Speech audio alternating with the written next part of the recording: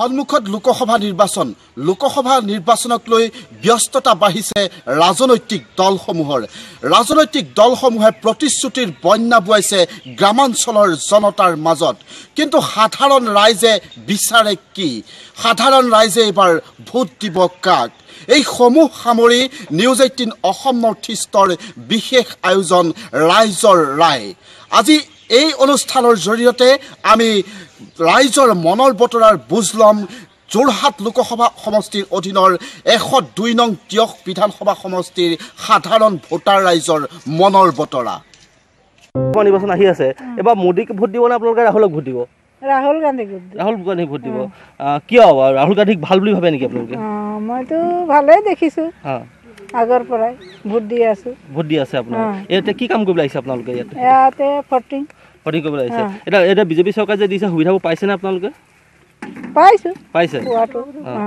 ঠিক আছে পাইছে সুবিধা আমি আৰু কিছু কাষলৈ যাব চেষ্টা কৰিম আইতা মই আপোনাৰ কাষলৈ আহিছোঁ কি ক'ব আপোনালোকে এবাৰ মোদীক ভোট দিব নে ৰাহুলক ভোট দিব ৰাহুলকে দিব সকলোৱে ৰাহুলকে দিব নেকি ৰাহুলক ভাল পায় ন ভাল পায় মানে মা দেউতা সৰুৰ পৰা মই এতিয়া জানা অৱস্থাত মানে শুনিছোঁ যে সৰুৰ পৰা দি আছে তাকেই দিম আৰু মানে কংগ্ৰেছকে দিব আপোনালোকে কি ক'ব আপোনাক বৰ ধুনীয়াকৈ হাঁহি থকা দিছোঁ কি ক'ব কংগ্ৰেছকে ভোট দিব নে বিজেপিক ভোট দিব এবাৰ কংগ্ৰেছকে দিব সকলোৱে কংগ্ৰেছকে দিব নি বাৰু ভোট এবাৰ হা কি এবাৰ যে বিজেপিয়ে যে আপোনালোকক যে 2500 টকাকৈ দিছে বা বিভিন্ন সুবিধা দিছে পাইছে নাই এইবিলাক গেছ পাইছে নাই পাইছে তেতিয়া বিজেপি ভাল কাম কৰিছে নহয় জানো আজি 5 বছৰ কাৰ্যকাল খাই আছে আমি সমষ্টিৰ মানুহে এই আমাৰ স্কুলখন পাহৰি যাওঁ নৱজ্যোতি পথটো আমাক দিম বুলি আজিলৈকে আজি 5 বছৰ নহ'লে কিমান যুগ লগৰ ঠিকনা নাই আমি ৰেচন নেপালে সোমাই আছোঁ এতিয়া আকৌ ইলেকশ্যন আহিছে আপুনি আমুক দিম বুলি ফুচুলাবলৈ ফুচুল নাখাওঁ আজিলৈকে ঘৰ নাপালোঁ লেট্ৰিন নাপালোঁ একো বস্তু নাপালোঁ ইমান বোকাত সোমাই থাকিলোঁ আকৌ আহি এতিয়া আৰু এমাহ দুমাহ পিছত আকৌ বাৰিষা পালে আমি ৰেচন নাপালোঁ কোনো সুবিধা নাপালোঁ আমি এইকাৰণে এতিয়া 5 টকা যি কৰিলে এতিয়া MP বুলাইছে আপুনি আমাক চালাক দিবলৈ আহিছে আমুক দিন তামুক দিন দল কি দিছে আমাক আপুনি কি দিছে আজি 5 বছৰ কালে তিয়ক সমষ্টি আমি 2 নং কাৰমাৰী গোহাঁইগাঁৱৰ মানুহ আমি নৱজ্যোতি পথটোৱে আমাক নিদিলে আপোনালোকে সেইকাৰণে আপোনালোক আমাৰ ওচৰত নাহিব আমি 10টা সময় মৰি যাম আপোনালোকৰ কাছৰি নলওঁ আৰু আপোনালোকৰ ফোন নালাগে নাপালোঁ তেতিয়া নালাগে ভগা ঘৰত কিছু কলপাত কাটি দি থাকি ভটা কাপোৰ পিন্ধি থাকি তথাপিও নালাগে একো নালাগে যেতিয়া আমি এই 100-200 ঘৰৰ মানুহ আমি ওলোৱাৰ আমি ৰেচন নাপালোঁ কোনো ঘৰৰ সুবিধা নাপালোঁ লেট্ৰিন নাপালোঁ এতিয়াও আপুনি আমাক চলনা কৰিব নালাগে আমি চলনাত ভুল নাযাওঁ সাংসদগৰাকীয়ে আপোনালোকে দেখিছে সাংসদগৰাকীয়ে আমাক এটা দিছে এইটো যিটো আমাৰ শিপিনিগি বুলি কয়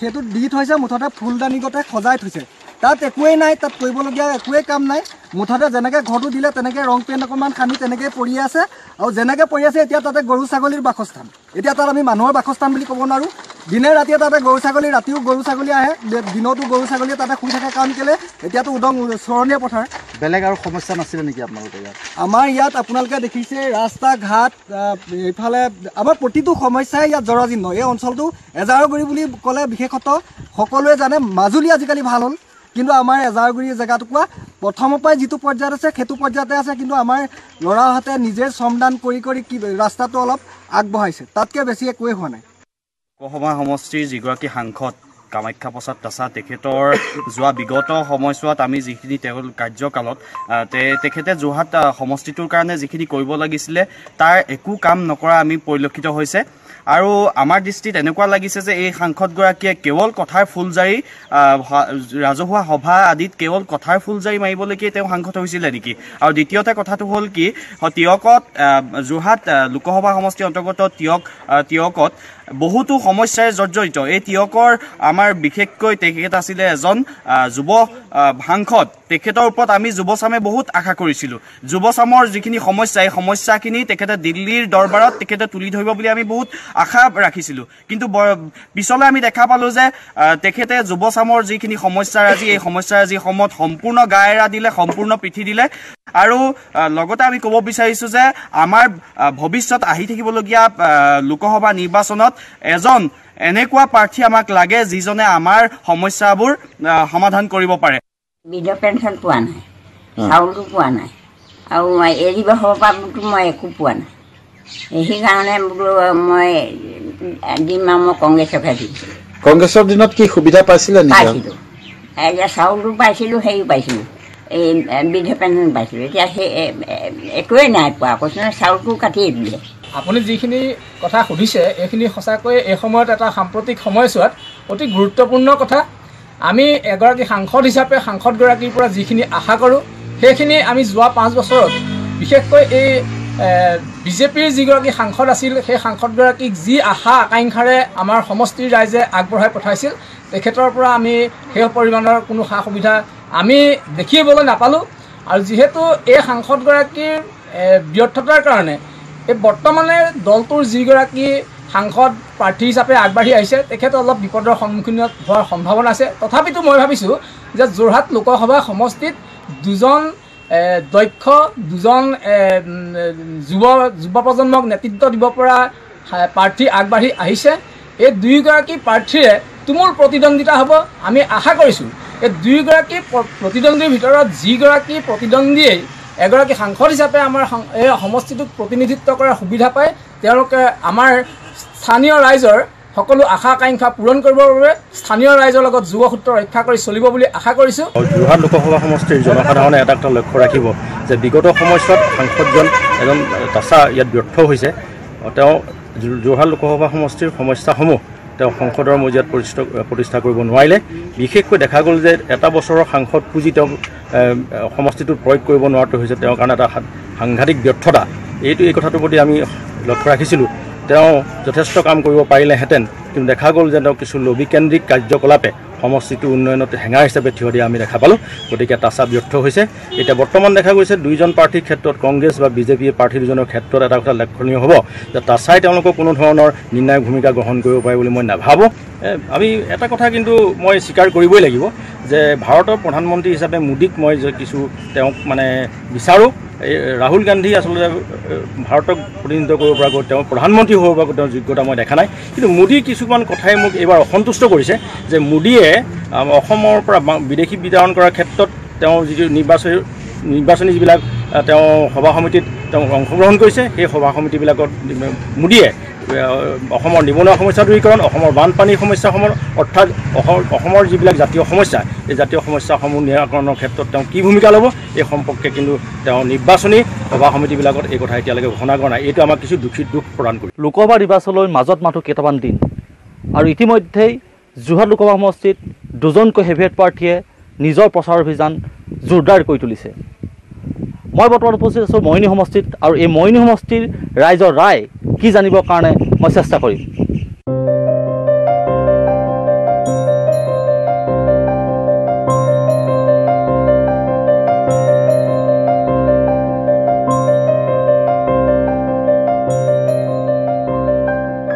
যিহেতু লোকসভা নিৰ্বাচন সমাগত প্ৰধানমন্ত্ৰী হিচাপে এবাৰ আপোনালোকে কাক প্ৰথমতে আপোনালোকে কোনটো দল আচলতে আপোনালোকে নিৰ্বাচন কৰিব এবাৰ বাকী ষ্টেটৰ কথা নকওঁ যিহেতু অসমখন তেওঁ বন্ধকত ৰাখি মোদী চৰকাৰে যিহেতু গোটেই বস্তুটো মোদী চৰকাৰৰ তত্বাৱধানত হৈছে বিজেপি চৰকাৰ যিহেতু কেন্দ্ৰীয় শাসিত তেওঁলোকৰ তত্বাৱধানত হৈছে গতিকে আমি কোনো পধ্যে মানি লওঁ এইখন চৰকাৰে যে অসমত থাকিব লাগে আৰু দ্বিতীয় কথা যেতিয়ালৈকে অসমক তেওঁলোকে মাহীয়া চকুৰ আগৰ পৰা চাই আছে তেওঁলোকে অসমখনক যি বিকা কিনা যিটো তেওঁলোকে ব্যৱস্থা কৰিছে তেওঁলোকে মাত্ৰ ইয়াৰ পৰা যিটো তেওঁলোকৰ উপাৰ্জন আমাৰ কেন্দ্ৰীয় চৰকাৰে কেৱল অসমখন তেওঁলোকৰ ব্যৱসায় স্বাৰ্থতে তেওঁলোকে ৰাখিছে কোনো তেওঁলোকে যিটো ৰাখিব লাগে যেনেদৰে এটা মাহীয়া দৃষ্টিত সদায় আমি চাই থকা পৰিলক্ষিত হৈছে। আৰু তাতোতকৈ ডাঙৰ কথা হ'ল বিজেপি চৰকাৰ, কেন্দ্ৰীয় শাসিত চৰকাৰখনে যি আমাৰ অসমৰ জনগণক যি আভুৱা ভৰাই, সহজ সৰল মানুহখিনিক যি আভুৱা ভৰাই তেওঁলোকে প্ৰতিশ্ৰুতি দিছিল, সেই প্ৰতিশ্ৰুতি কোনোপধ্যে তেওঁলোকে পূৰণ কৰা নাই। যি তেওঁলোকে লোকসভা নিৰ্বাচনৰ পিছত যি বিদেশী তেওঁলোকে খেদিম বুলি কৈছে, তেওঁ সেয়া পূৰণ কৰা নাই। অথচ তাৰ বিপৰীতে কিন্তু দেখিবলৈ পোৱা যায় এখিনি হিন্দু বাংলাদেশী আনি পিনি যি নাগৰিকত্ব সংশোধনী বিধেয়ক তেওঁলোকে কৰি যি এখিনি মানুহ ইয়াত সংস্থাপিত কৰিব বিচাৰিছে, এইটোৱে চবতকৈ আমি লজ্জিত কৰিছে। আমি কোনোপধ্যে বিজেপি চৰকাৰখন মানি ল'ব নোৱাৰোঁ। দল হিচাপে নকওঁ, যিহেতু দল বুলি কোৱা নাই, যিয়ে নহওক কংগ্ৰেছ হওক বিজেপি হওক, দল হিচাপে আমি কাকো মানে সমৰ্থন কৰাৰ কথা আমি ভবা নাই। প্ৰথম কথা হ'ল কি, দল যিয়ে নহওক, লাগিলে যি দলেই নহওক, খালি অসমৰ উন্নয়নৰ স্বাৰ্থত যি দলে কাম কৰিব তাকে আমি সমৰ্থন কৰি যাম অনাগত দিনত। বৰ্তমান যি চৰকাৰ চলি আছে যে বিজেপি চৰকাৰ অসমৰ বিশেষকৈ অসমখনক মাহীয়া চকুৱে চাইছে। সেয়েহে আমি বিজেপি চৰকাৰক এই মুহূৰ্তত আমি বিৰোধিতা কৰিছোঁ। আৰু আগন্তুক দিনত যিখন চৰকাৰেই অসমৰ স্বাৰ্থত বা বিশেষকৈ অসম আৰু লগতে আমাৰ মৰিয়নি সমষ্টি উন্নয়নৰ ক্ষেত্ৰত যি চৰকাৰে কাম কৰে আমি তাকে সমৰ্থন কৰি যাম। নাগৰিকত্ব সংশোধনী বিলে প্ৰভাৱ পেলাবনে নিৰ্বাচনত? নিশ্চয় নাগৰিকত্ব সংশোধনী বিলে প্ৰভাৱ পেলাব বুলি আমি ভাবোঁ। যিহেতু এই মুহূৰ্তত অসমৰ জনগণে বা অসমৰ গাঁৱে ভূঞে ৰাইজে বুজি উঠিছে যি নাগৰিকত্ব সংশোধনী বিধেয়ক 2016 যি প্ৰৱৰ্তন কৰি তেওঁলোকে হিন্দু বাংলাদেশীক আনি অসমত মানে সংস্থাপন কৰিবলৈ বিচাৰিছে, এই কথাটো অসমৰ ৰাইজে এতিয়া বুজি উঠিছে। অসমৰ চুকে কোণে ইয়াৰ বিৰুদ্ধে আন্দোলন চলিছে, আন্দোলন অব্যাহত হৈ আছে। সেয়ে আমি গম পাইছোঁ ইতিমধ্যে আগন্তুক লোকসভা নিৰ্বাচনত নাগৰিকত্ব সংশোধনী বিধেয়কে নিশ্চয় প্ৰভাৱ পেলাব। বিজেপিৰ হাতত সুৰক্ষিত নে অসম? এই মুহূৰ্তত বিজেপিৰ হাতত সুৰক্ষিত নহয় বুলি আমি ভাবোঁ। জানো এতিয়া কাক দিয়া হ'ব। মোদী হ'ব না কাক ভাল লাগে? মোদীক ভাল লাগে নে? মোদীক ভাল লাগে। মোদীক ভাল লাগে। এই যে আপোনালোকক যে দিছে পাইছে নাই? পইচাটো সুবিধাটো পাইছে নাই? যে 25 পাইছোঁ। এইটো চাউলটো দিছে যে চাউল দি পালোঁ। পাইছে? খালি ঘৰ এতিয়া মই পোৱা নাই এতিয়া। নাই পোৱা? নাই। পানী চানী মোৰ সুবিধা নাই। পানী সুবিধা নাই। এতিয়া মোৰ পানী চানী লেতেৰা পেতেৰা পানী মই গা ধুইছোঁ। কাৰেণ্ট পাইছে নাই? কাৰেণ্ট পাইছে নাই? নাই। নাই পোৱা? নাই। তাৰপিছত এতিয়া যে আপোনালোক আহিছে নাই? সুশান্ত বুঢ়াগোহাঁইৰ নাম শুনিছে? কংগ্ৰেছৰ সুশান্ত বুঢ়া শুনিছে? আহিছে নাই ইয়াত? আহিছে। তপন গগৈ আহিছে নাই? তপন গগৈ আজি আহিব নেকি? আজি আহিব? আজি আহিব। কাৰ আহিব যেন লাগিছে এবাৰ? সেইটোৱেতো মই এতিয়া ভাবি পোৱাই নাই কোন পাব কি কথা। সেইটো কথা কৈছোঁ। ভাবি নাই পোৱা? নাই পোৱা। বাইদেউ আপুনি কি ভাবে? মই আৰু কি ক'ম, কোন পাব এইকেইটা আমি আৰু নাজানো। যোনে আমাক সুবিধা কৰি আছে। কোনে দিছে আপোনালোকক? কংগ্ৰেছে আগতে দিছিলে নে এতিয়া বিজেপিয়ে দিছে? কোনে দিছে আপোনালোকক ভালকে? কাক ভাল বুলি ক'ব? আমি বিজেপি ভাল পাইছোঁ। বিজেপি ভাল পাইছে? সুবিধাবিলাক পাইছে আপোনালোকে? সুবিধা পাইছে? সুবিধা পাইছোঁ আৰু আমি বেজিয়েই আগবাঢ়িব এইবাৰো। হয়। আৰু কি সুবিধা পাইছে আপোনালোকে? আমি এতিয়া পোৱা নাই মানে ঘৰ দুৱাৰ পোৱা নাই মানে। এতিয়া গেছ চেছ সেইকেইটা পালোঁ আৰু চাউল তাউল বি ফ্ৰী পাইছোঁ।